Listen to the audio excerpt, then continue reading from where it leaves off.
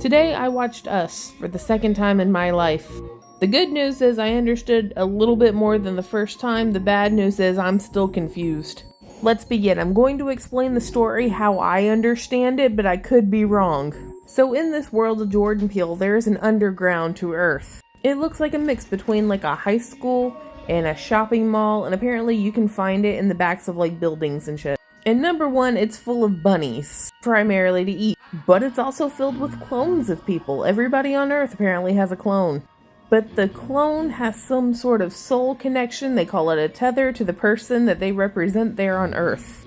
So Lupita Nyong'o's tethered lady, or that we assume is her tethered lady, we'll get into that, said that the clones were made by somebody and then they were left to rot underground when they couldn't actually control the people on the surface with the tethered. And then they were just left to rot underground until they died or whatever. That's the basis. So then we get into the actual story. When Lupita was a little girl, she met her doppelganger in one of those little fun houses or whatever, and they ended up getting switched places. And so the tethered clone lady grew up to be her and had a whole family and stuff, and then the family went on vacation.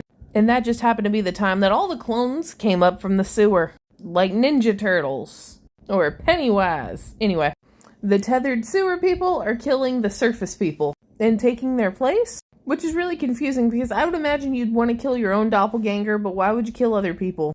I don't know, but the rest of the movie is them fighting them. I can respect the premise. And the acting was good, but that, for me, that's all it's got going for it. But also, I have a lot of questions and comments. First off, the husband, Gabe, should have gotten taken out for not listening.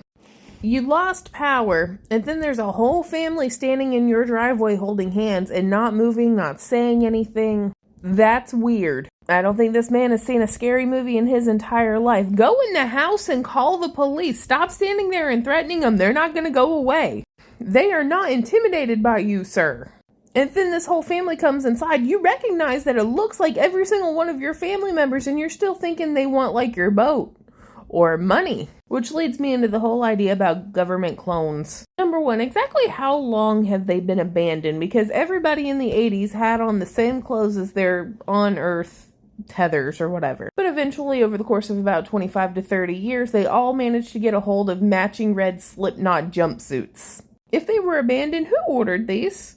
Where did they get money for these? Where did Amazon drop them off? And the same question can be asked about these giant scissors and the matching leather gloves. I don't suspect these were just laying around in an office or a warehouse. Do clones have access to our credit card information? Good luck with my fucking clone. They don't make enough Little Debbie mini muffins to support two of us. Or spaghetti.